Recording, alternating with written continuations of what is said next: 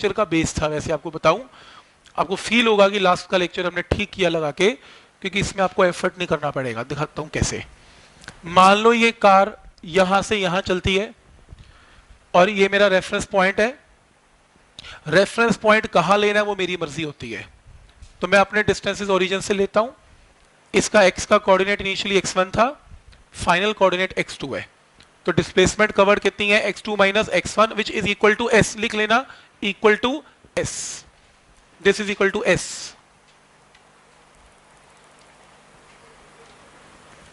ठीक है यहां तक? कोई डाउट इसमें? नेक्स्ट, जब कार चली थी तो टाइम क्या था, 0, और पूरी जर्नी कितने टाइम में कंप्लीट होती है, t। अब बार बार देखने से एक पॉइंट समझ में आ रहा है, पूरे एग्जाम्पल को आपको समझने की जरूरत ही नहीं, आपको एकदम दूर से समझ में आता है कि ये पूरा डायग्राम क्या बताने की कोशिश कर रहा है। ठीक, तो फिजिक्स के साथ यूज टू होते जा रहे हो धीरे धीरे आगे। मुझे पता है जब ये कार चलेगी तो वेलोसिटी क्या होगी, इसमें कांस्टेंट होगी, ये तो केस गिवन ही है। क्यों? क्योंकि s is equal to v t equation लगती ही कब है, जब वेलोसिटी कांस्टेंट है। और वेलोसिटी कैसे कवर कर रही है car, dx distance in time dt, dx distance in time dt, dx distance in time dt।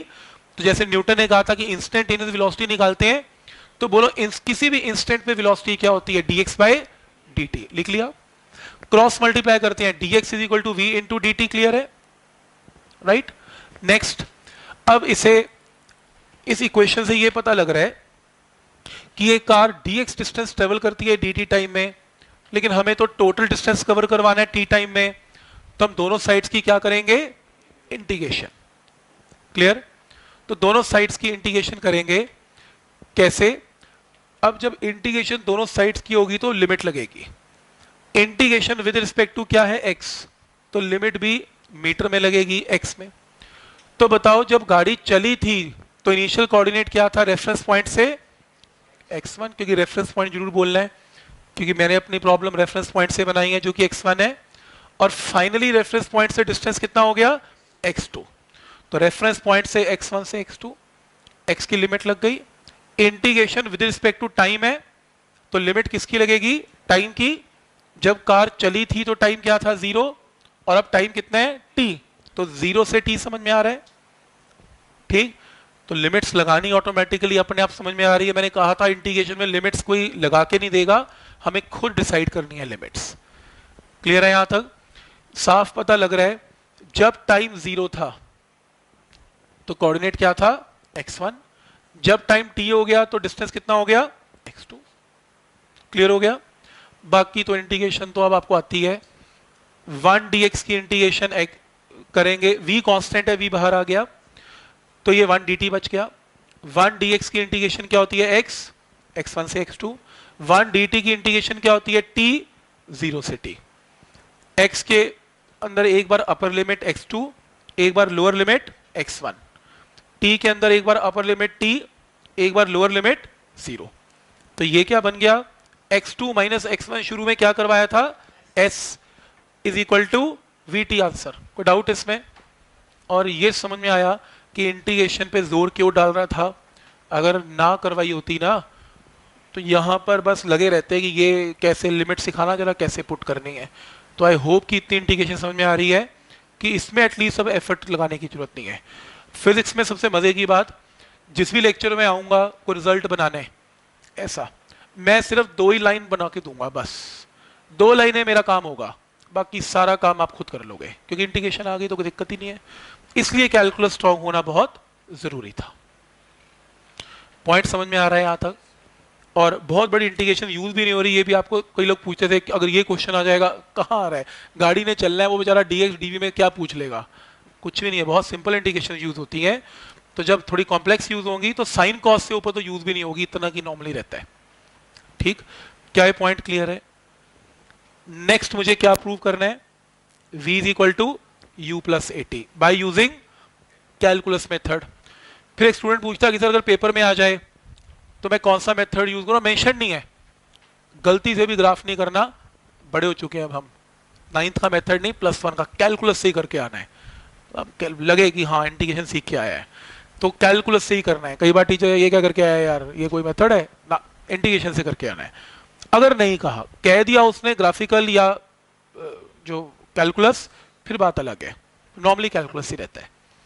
क्या ये बात समझ में आ रही है? अब वी यू प्लस एटी करें तो आपने पहले डायग्राम बनाना है। इनिशियल वेलोसिटी यू है, फाइनल वेलोसिटी वी है, बॉडी की वेलोसिटी बढ़ गई यानी कि बॉडी क्या कर गई? एक्सेलरेट।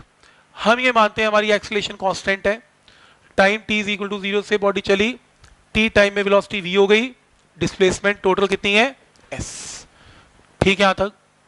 तो मैं स्टार्ट करता हूं, बॉडी एक्सेलरेट कर रही है, किसी भी इंस्टेंट पर जब गाड़ी चल रही होगी, किसी भी एट एनी इंस्टेंट एक्सेलरेशन की वैल्यू क्या होगी? Instantaneous dv by dt। कोई डाउट इसमें? करें start. Cross multiply dv is equal to a into dt। कोई डाउट इसमें? तो ये small change in velocity dv dv dv, velocity धीरे धीरे बढ़ती जा रही है dv dv dv dv dv, पर हमें तो टोटल चेंज निकालना है, कहां से कहां तक? u से लेके v तक। सारे dv dv स्मॉल चेंज को मिलाएंगे तो टोटल चेंज आएगा। मिलाने को क्या बोलते हैं? इंटीग्रेट। तो दोनों तरफ की क्या कर देंगे? इंटीग्रेशन, क्योंकि इक्वेशन में दोनों तरफ की इंटीग्रेशन मानी जाती है, सिंगल की नहीं करनी। तो दोनों तरफ इंटीग्रेशन। अब लिमिट्स, किसकी इंटीग्रेशन चल रही है? With respect to what? Velocity. तो लिमिट भी किसकी लगेगी? वेलोसिटी की। तो बोलो जब कार चली थी तो वेलोसिटी क्या थी? u। जब t टाइम पे वेलोसिटी कितनी हो गई? v। तो लिमिट समझ में आ रहा है, u से v। जब कार चली थी तो अब लिमिट किसकी लगेगी यहां पर? टाइम की। जब कार चली थी तो टाइम क्या था? 0। और जब यहां पर आ गई टाइम क्या है? t। तो ठीक है, लिमिट लगानी आ गई कि time t is equal to 0 पे वेलोसिटी u है, टाइम t पे वेलोसिटी v है। क्लियर है? तो लिमिट्स खुद ही लगानी है, जो आप डायग्राम बनाएंगे उसके हिसाब से लिमिट लगानी है। कोई डाउट इसमें?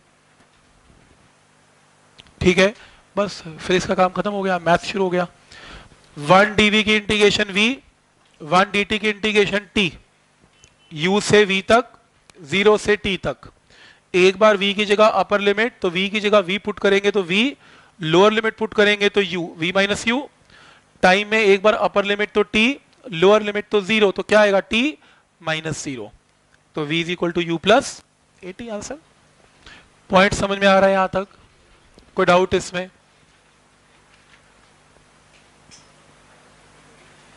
क्लियर है? देख लो कोई स्टेप पे डाउट है तो।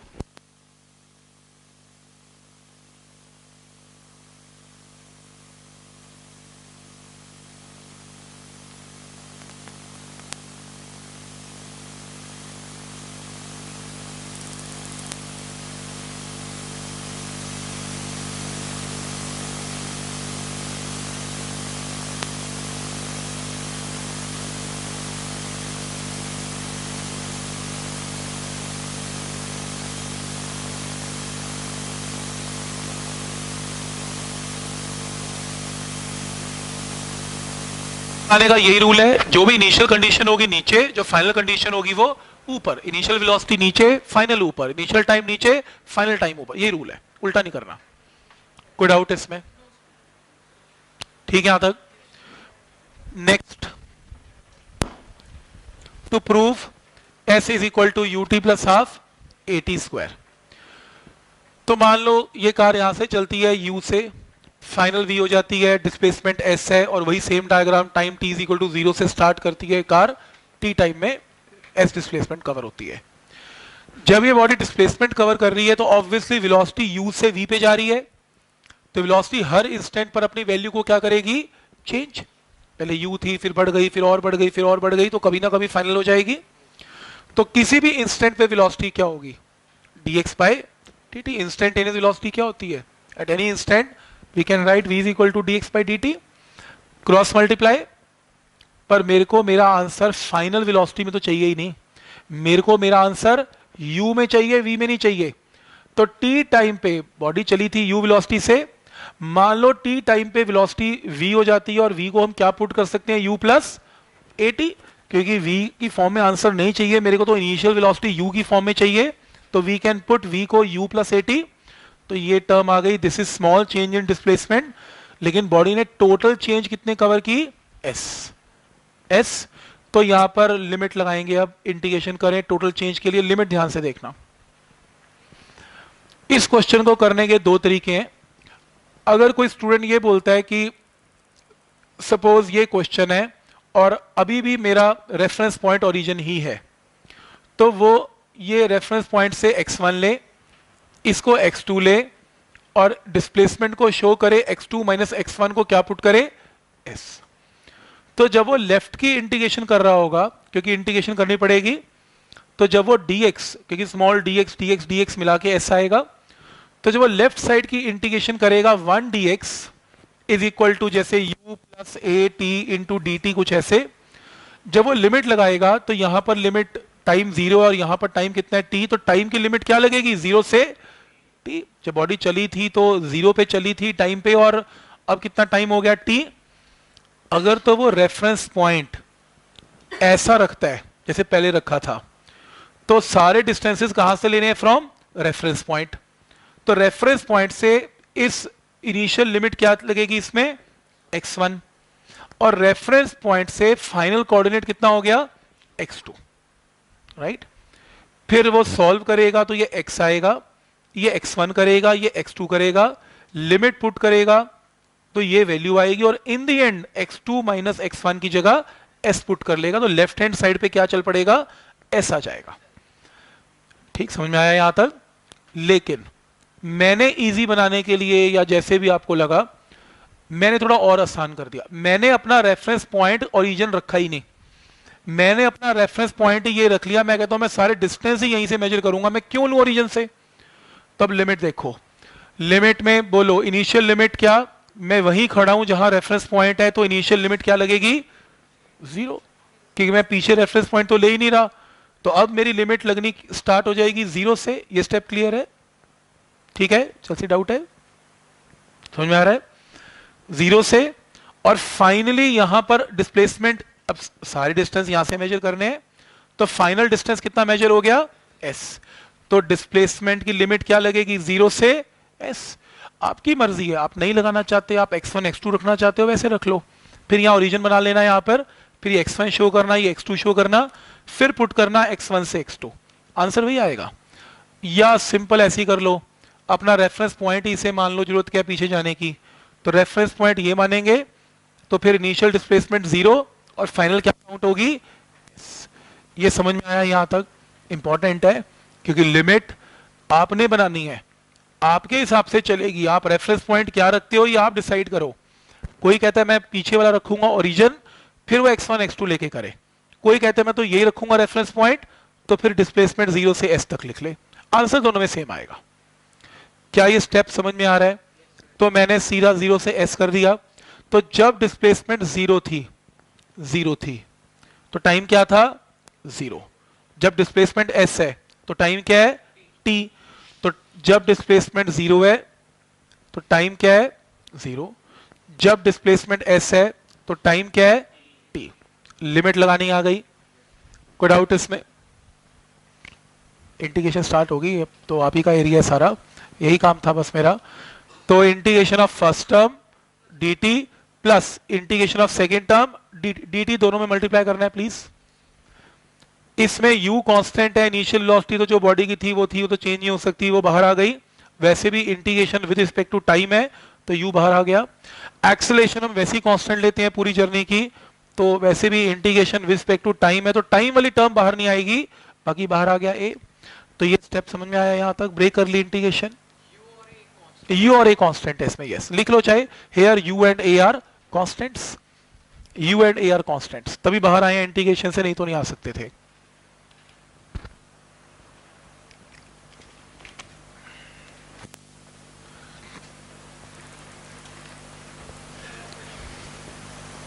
हाँ जी क्लियर है यहां तक, कोई डाउट इसमें। तो इसके अंदर ये वैल्यू, अब ध्यान से देखो, 1 dx की इंटीग्रेशन क्या होती है x, 1 dt की क्या होती है t, t की इंटीग्रेशन t की पावर 1 है तो t स्क्वायर बाय 2। ये स्टेप क्लियर है। लिमिट पुट करें, x की जगह एक बार अपर लिमिट एक बार lower limit s minus 0, t की जगह upper limit lower limit t minus 0, t की जगह 2 बाहर आ गया, 2 को बाहर ले लो, t की जगह एक बार अपर लिमिट t स्क्वायर एक बार लोअर लिमिट 0 स्क्वायर, राइट। तो ये क्या बन गया s ut half a t square prove हो गया। कोई डाउट इसमें?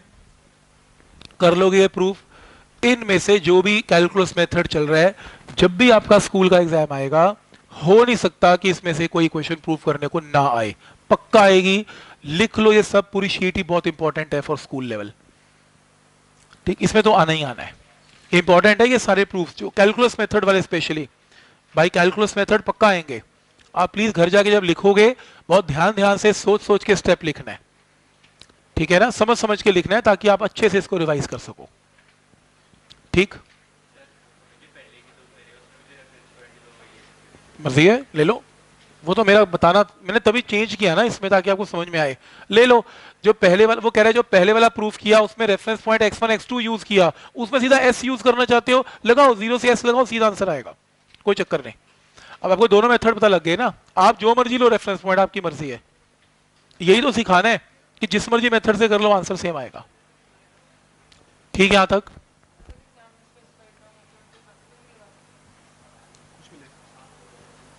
इतना बड़ी क्वेश्चन डालेगा टीचर की, यही लेना है।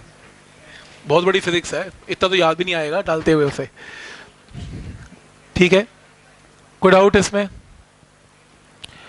आपके स्कूल के टीचर ना ये देते हैं क्वेश्चन ज्यादातर, उनको पता है यार ऐसे यूट्यूब साहब लोग ना याद करके आते हैं, रट्टा मार के आते हैं, पूरा घोट के लिख देते हैं जाके, क्वेश्चन चेंज कर देगा, वो ये देगा।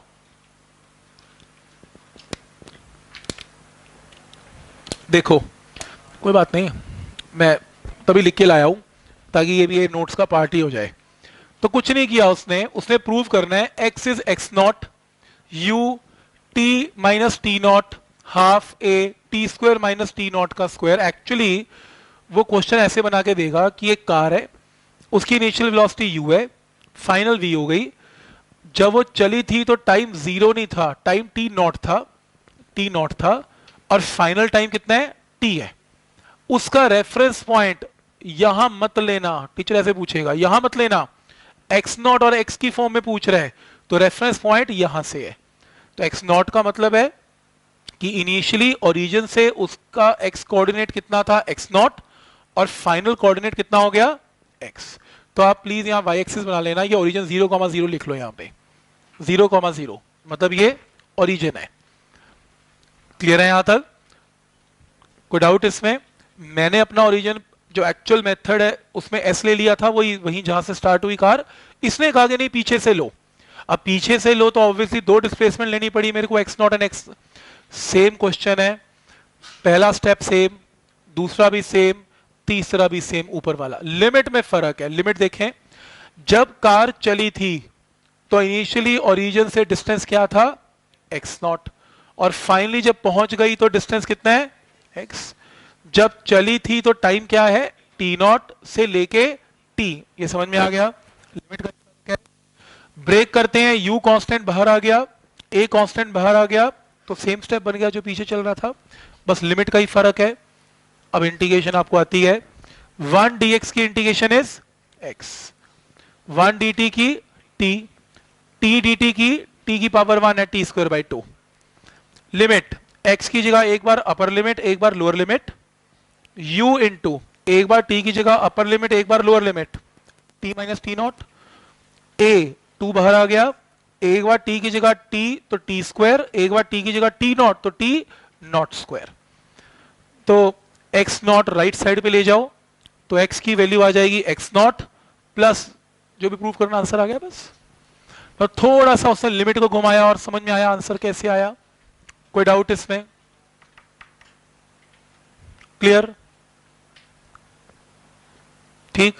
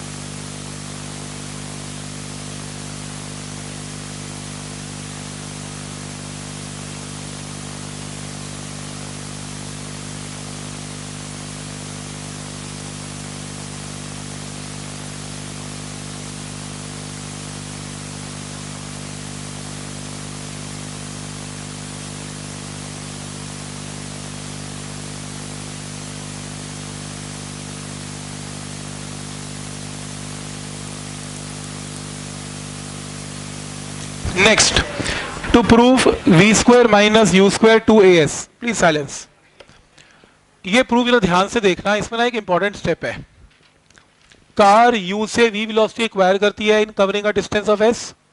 यू से वी जा रही है तो एक्सेलरेट कर रही है। एक्सेलरेशन किसी भी इंस्टेंट पे क्या लिखी जा सकती है, डीवी बाय dt। प्रॉब्लम ये है कि जो मुझे प्रूव करना है ना, उसमें टाइम नहीं आ रहा। V square minus u square two a s, पर जो जहां से मैं प्रूव कर रहा हूं वहां पर डिनोमिनेटर में टाइम आ रहा है और मुझे टाइम की रिक्वायरमेंट नहीं है, राइट। मुझे क्या चाहिए, इसकी बजाय एक्स एस चाहिए, क्योंकि मेरे को डिस्प्लेसमेंट चाहिए अपने आंसर में। बहुत इंपॉर्टेंट स्टेप है, कई बार यूज होगा। कभी भी आपको टाइम को एलिमिनेट करना हो ना डिस्टेंस की फॉर्म में, ध्यान से देखना, आगे ध्यान से देखना, ध्यान से देखना आगे, ठीक। तो आपने क्या करना है, dx से मल्टीप्लाई और dx से डिवाइड कर देना है, बिकॉज dx बाय dx क्या होता है, 1। ध्यान से देखो क्या हुआ, dx और dx लिख दिया, इस dv के नीचे इस dx को लिख लो और इस dx के नीचे इस dt को लिखो, यानी कि दोनों के डिनोमिनेटर स्वैप कर दो, dx इधर ले आओ, dt इधर ले आओ, ठीक है। यहां तो कोई फर्क नहीं पड़ता क्योंकि dx बाय dx तो 1 ही होता है। ये फर्क पड़ा कि dx बाय dt क्या होती है, इंस्टेंटेनियस वेलोसिटी, को टाइम गायब हो गया। अब इंटीग्रेशन dt की बजाय किस में चलनी स्टार्ट हो गई, dx में। क्लियर, यहां तक रिपीट कर रहा हूं, ये वैल्यू लिखो, dx से मल्टीप्लाई dx से डिवाइड करो, इस dv के नीचे ये डिनोमिनेटर रख दो और इस dx के नीचे ये डिनोमिनेटर रख दो, dx बाय dt v है। अब v dv को एक तरफ और a dx को a से मल्टीप्लाई करो, a dx एक तरफ, तो ये क्या आ गया, स्मॉल डिस्प्लेसमेंट dx जब बॉडी कवर करती है, बढ़ती है आगे, स्मॉल डिस्प्लेसमेंट dx कवर करेगी तो उस दौरान उसकी वेलोसिटी स्मॉल अमाउंट से चेंज हो जाती है, क्योंकि वेलोसिटी तो u से v चेंज हो रही है, तो जरा सा डिस्टेंस dx कवर करेगी तो वेलोसिटी में चेंज आ जाएगा, तो जरा सा डिस्टेंस dx कवर करेगी तो वेलोसिटी में कितना चेंज आएगा, dv। पर हमें तो टोटल डिस्टेंस s कवर करवाना है और टोटल वेलोसिटी चेंज करवानी है u से v, तो दोनों साइड्स की क्या करेंगे, इंटीग्रेशन। लिमिट बोलो वेलोसिटी की, गाड़ी की वेलोसिटी कहां से स्टार्ट हुई, u से, और कहां खत्म हुई, जब u थी वेलोसिटी, तो डिस्प्लेसमेंट। अब देखो रेफरेंस पॉइंट मैंने क्या माना, यही मानना, अगर मैं पीछे मानता तो x1 से x2 लगता, पर मैंने यही मान लिया, तो डिस्प्लेसमेंट की लिमिट इनिशियली 0 और फाइनल डिस्प्लेसमेंट s। तो यानी कि जब डिस्प्लेसमेंट 0 है तो वेलोसिटी u है और जब s है तो वेलोसिटी v है। v dv में v की पावर 1 है, इसकी इंटीग्रेशन क्या होती है, v स्क्वायर बाय 2, कहां से कहां तक, u से v तक, और 1 dx की इंटीग्रेशन क्या होती है, x, कहां से कहां तक, 0 से s तक। क्लियर यहां तक, तो इंटीग्रेशन के बेसिक रूल्स हैं। तो एक बार इस v की जगह अपर लिमिट, तो v की जगह v पुट करेंगे तो सेम v स्क्वायर बाय 2, और इस v की जगह लोअर लिमिट u पुट करेंगे तो u स्क्वायर बाय 2, और x की जगह एक बार अपर लिमिट s और एक बार lower limit 0, s minus 0, 2 LCM लेके यहां मल्टीप्लाई करो तो आंसर आ गया v square minus u square 2as। Point समझ में आ गया यहां तक, कोई डाउट इसमें, बोलो। वो तो फाइनल वेलोसिटी है, बीच में क्या हुआ पता नहीं ना, v कांस्टेंट नहीं हो सकता actually, v at a given time एक वैल्यू अटेन करेगा, अगले टाइम पे v चेंज हो जाएगा। मेरी गाड़ी u से चली, अब t टाइम पे उसकी वेलोसिटी 10 है, t डैश पे 12 है, तो हर तो इंस्टेंटेनियस चेंज हो रही है। हाँ, तो हमने t टाइम पे निकाल लिया क्या हुआ, या s डिस्टेंस पे निकाल लिया क्या हुआ, s के बाद उसकी इतनी वेलोसिटी, अगर s बढ़ जाएगा वेलोसिटी बढ़ जाएगी, ठीक। क्या ये पॉइंट क्लियर है। और नेक्स्ट जो एक्सप्रेशन है ये भी आ जाता होता है कि distance travelled by the body in last second of motion, या फिर distance travel by the body in nth second of the motion. अब जरा ध्यान से समझना, ये nth सेकेंड क्या होता है और ये लास्ट सेकेंड क्या होता है।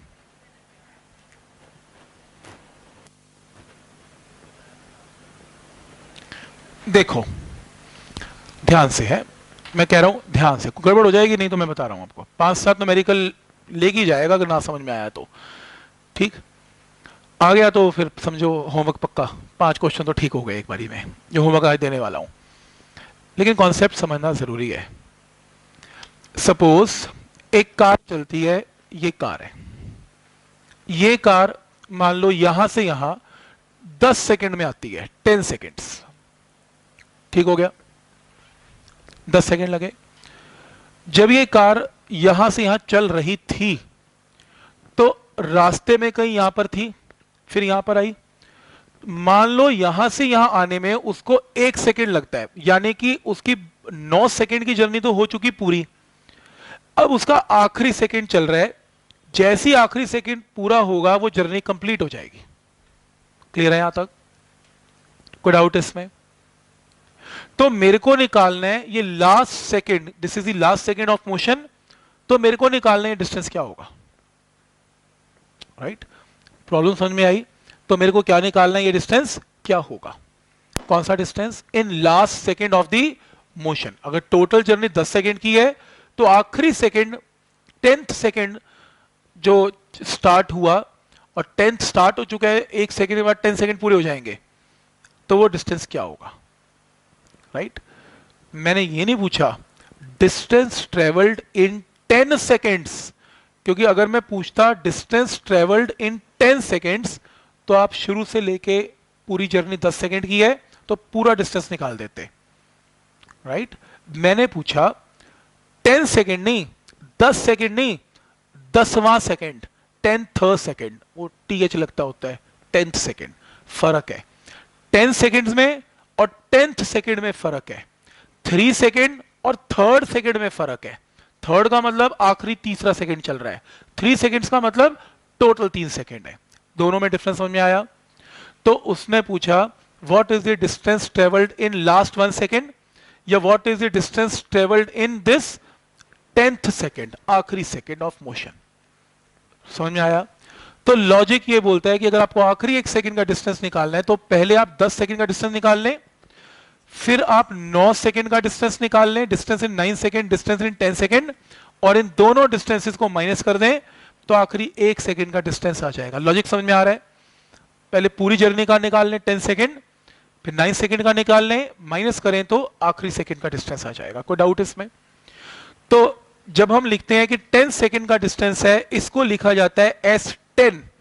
S10 का मतलब डिस्टेंस ट्रेवल्ड इन सेकेंड्स पूरा। This is distance in 9 second पूरा। लेकिन जब ये डिस्टेंस आएगा S10 माइनस S9, इसको लिखा जाएगा 10th का मतलब आखिरी 1 सेकेंड। ये रिप्रेजेंटेशन समझ में आ रही है?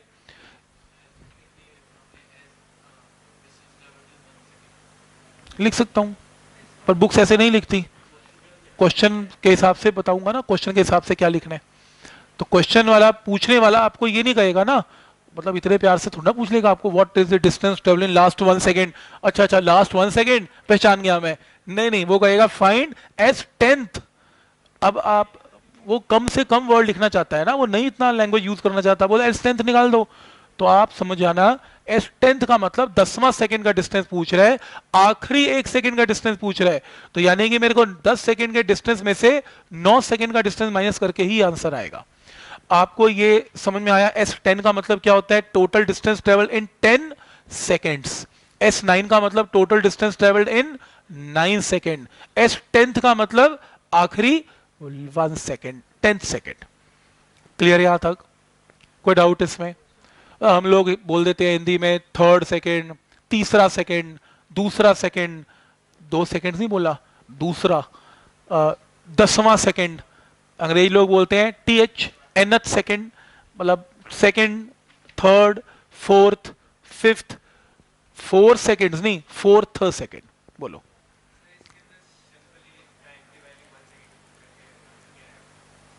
आ सकता है? मैं आपको छोटा कराऊंगा अभी, मैं आपको शॉर्टकट कराऊंगा ना इसका, आपको उससे 1 सेकेंड की भी और छोटी चीज करा के दिखाता हूँ, बताता हूँ। न्यूमेरिकल से समझाऊंगा अभी। एक्चुअली फिजिक्स आएगी, न्यूमेरिकल को लगा के समझ में आती है, समझ में नहीं आती है अदरवाइज। अभी देखना, एंड में करवाता हूँ पूरा क्या इसका मतलब है। क्या ये पॉइंट समझ में आ रहा है? पहले ये देखो। ओके, अभी बोलना सिखाया है, अब एक्सप्रेशन करके दिखाता हूँ। तो सपोज करो मान लो एक बॉडी चलती है विद वेलोसिटी ऑफ u और नीचे गिरती है सपोज ग्राउंड पे, और मान लो वो पूरा नीचे गिरती है कितनी देर में, n सेकेंड में। ठीक है, वो t सेकेंड नहीं लेता, वो मे भी शायद t सेकेंड इसलिए नहीं लिया क्योंकि t के आगे टीथ बड़ा अजीब सा लगता है, टीथ सेकेंड, मतलब उसने क्या किया, टाइम ही चेंज कर दिया, वो बोलता है n सेकेंड लेते हैं। ठीक किया उसने। तो टोटल टाइम टेकन पूरी जर्नी का नीचे क्या है, n सेकेंड, और बॉडी नीचे एक्सेलरेट कर रही है विद a कांस्टेंट एक्सेलरेशन, तो n सेकेंड। ठीक 1 सेकेंड पहले बॉडी कहीं यहां मिलेगी आपको, तो ये टाइम कितना निकल चुका स्टॉप वॉच में, n-1, तो 1 सेकेंड और बच गया तो n हो जाएगा पूरा। तो आपको कौन सा डिस्टेंस निकालना है, ये वाला। ठीक है, तो n सेकेंड जो डिस्टेंस कवर किया पूरी जर्नी का, क्या मैं इसको ऐसे रिप्रेजेंट करूं, Sn का मतलब डिस्टेंस ट्रेवल्ड इन n सेकेंड्स। क्या मैं इतने डिस्टेंस को रिप्रेजेंट करूं Sn-1 1 सेकेंड पहले, तो मेरे को क्या निकालना है, ये डिस्टेंस निकालना है माइनस, और मैंने आपको बताया लास्ट सेकेंड को nth, क्योंकि पूरी जर्नी n सेकेंड में है तो हमने s nth निकालना है। तो मेरे ख्याल से डायग्राम समझ में आ रहा है। ये टोटल Sn-1, बचा हुआ जो डिस्टेंस है s nth, आखिरी 1 सेकेंड का Sn-Sn-1, वेयर मैंने लिख भी दिया, Sn का मतलब टोटल डिस्टेंस ट्रेवल्ड इन n सेकेंड्स, Sn-1 का मतलब डिस्टेंस ट्रेवल्ड इन n-1 सेकेंड, और nth का मतलब distance travelled in last 1 second, nth second. तो ये पहला स्टेप, ये स्टेप क्लियर है। अगर मैं कहूं मेरे को तो पूरा डिस्टेंस निकालना है पूरी n सेकेंड का, Sn यहां से लेके यहां तक का, तो ठीक है, आपने कहा लगा लो ut plus half at square, लेकिन टाइम की जगह क्या पुट करना है, n, un plus half an square. Clear, तो मैंने क्या निकाल दिया, s of n by applying ut plus half at square. और अगर मैं कहूं मेरे को तो s ऑफ n-1 निकालना है, तो कोई बात नहीं, u n की जगह n-1 plus half into a into n-1 का स्क्वायर। ये स्टेप क्लियर है। तो अगर टोटल डिस्टेंस निकालना है, टाइम टेकन n, अगर n-1 का डिस्टेंस निकालना है, टाइम टेकन n-1। कोई डाउट इसमें, Sn आ गया, s ऑफ n-1 आ गया, पर हमें क्या निकालना है, s ऑफ nth निकालना है, लास्ट 1 सेकेंड। तो क्या करेंगे, Sn में से s ऑफ n-1 को उठा के माइनस। कोई डाउट इसमें, समझ में आ रहा है यहां तक फिर से, ठीक है, क्या ये पॉइंट क्लियर है। तो कुछ नहीं किया मैंने n सेकेंड का डिस्टेंस निकाल लिया, मैंने n-1 का डिस्टेंस निकाल लिया, और दोनों को उठा के मैं अब माइनस करने वाला हूं, बस करे माइनस। तो Snth के अंदर ये फॉर्मूला लिखा, Sn माइनस Sn-1, Snth में, सॉरी Sn में टोटल डिस्टेंस क्या निकाला था, un plus half an square. Sn-1 में क्या निकाला था, un-1 हाफ an-1 का होल स्क्वायर। ये रहा सिंप्लीफिकेशन ऑफ मैथ्स है, इसको ऐसे ही रखा, ध्यान आगे, multiply u into n minus u plus half a minus b का होल स्क्वायर क्या होगा, a square b square minus 2ab। ये स्टेप क्लियर है, ठीक, ओपन किया। अब फिर से ध्यान से देखना, मैं ब्रैकेट ओपन करने जा रहा हूं एक ही बारी में, minus un, right, minus un open कर रहा हूं ब्रैकेट। कोई डाउट इसमें, प्रणित क्लियर है, नहीं, ये क्लियर है। u को n से मल्टीप्लाई किया, u को 1 से मल्टीप्लाई किया, a माइनस बी का whole square a square b square minus 2ab। अब ठीक है, अब ओपन करें, ध्यान इधर नहीं, इधर नहीं, ये क्लियर है यहां तक। ये तो घर जाके लिखना है ना, घर जाके खुद करोगे तो और मतलब तभी आएगा ना जब खुद कैलकुलेशन खुद करनी है आपने, ठीक। तो ये देखो, मैं ओपन करने जा रहा हूं पूरा ब्रैकेट। अब इसके बाद माइनस ब्रैकेट लगा हुआ है, तो माइनस un क्लियर है, ब्रैकेट ओपन हो रहा है, ब्रैकेट ओपन करना आता है, माइनस un आगे तो होता है minus minus plus plus u, ठीक, इसको मल्टीप्लाई करना, half into A N square positive है, लेकिन ब्रैकेट ओपन होगा तो क्या हो जाएगा, minus minus half A N square. Clear, ए को 1 से मल्टीप्लाई करेंगे हाफ ए पॉजिटिव लेकिन ब्रैकेट की वजह से माइनस, इसको इससे मल्टीप्लाई करेंगे तो हाफ ए इंटू 2n नेगेटिव लेकिन ब्रैकेट की वजह से पॉजिटिव। ओपन कर लिया ब्रैकेट, कोई डाउट इसमें? टर्म्स कैंसिल हो जाएंगी, पहले तो 2 और 2 कैंसिल हो गए, ये an बच गया, ये टर्म इससे कैंसिल होगी, ये टर्म इससे कैंसिल होगी, तो आपके पास एक बचा u, एक बचा माइनस a बाई 2 और एक बचा an। ये टर्म क्लियर है? सारा कुछ कैंसिल होने के बाद 2-3 टर्म्स ही बच गई बस। क्लियर है यहां तक? और लास्ट स्टेप कॉमन निकालने का, ध्यान से देख लो, इसके अंदर से a कॉमन जरूर निकल रहा है, मैं मानता हूं, मुझे a कॉमन नहीं निकालना, मुझे a बाई 2 कॉमन निकालना है। इसमें से तो a बाई 2 पूरे का पूरा कॉमन आ गया, तो अपनी जगह क्या छोड़ गया? -1 प्लस a तो कॉमन आ गया, सही है, 2 नहीं था तो मैंने 2 से इसको क्या कर दिया? मल्टीप्लाई, तो कॉमन आ गया। नहीं तो ऐसे करके देख लो, a by 2 into -1 is minus a by 2, a by 2 into 2n में 2 से 2 कैंसिल तो an, एक ही बात है, तो कॉमन आ गया। तो इसको ठीक तरह करके लिखो, u plus a by 2 into 2n -1। ये फॉर्मूला याद करो, पॉइंट टू रिमेंबर। तो ये फॉर्मूला आज के बाद सीधा आपको क्या देगा? डिस्टेंस ट्रेवल्ड इन nth सेकेंड, यानी कि लास्ट सेकेंड ऑफ मोशन। मैं लगा के दिखाता हूं न्यूमेरिकल में, तब आपको ज्यादा समझ में आएगा। ठीक है यहां तक? तो सबसे पहली चीज इसमें वो देखो क्या करना है, मैं वही प्रॉब्लम लेने जा रहा हूं जो थोड़ी देर पहले मैंने इनिशियली ली थी। ध्यान आगे इधर देखना। Let us suppose a car has started with a velocity of 2 meter per second, let us suppose, right? Car यहां से यहां आ जाती है in time taken 10 second, right? 10 second. मेरा क्वेश्चन वही है, ठीक 1 सेकेंड पहले जब कितने सेकेंड हो गए थे? 9 सेकेंड। कार यहां पर थी, पर मेरे को डिस्टेंस निकालना है इन लास्ट 1 सेकेंड, आखिरी 1 सेकेंड का डिस्टेंस मुझे निकालना है। ठीक, वही क्वेश्चन है। पहला तरीका मैंने क्या बताया था?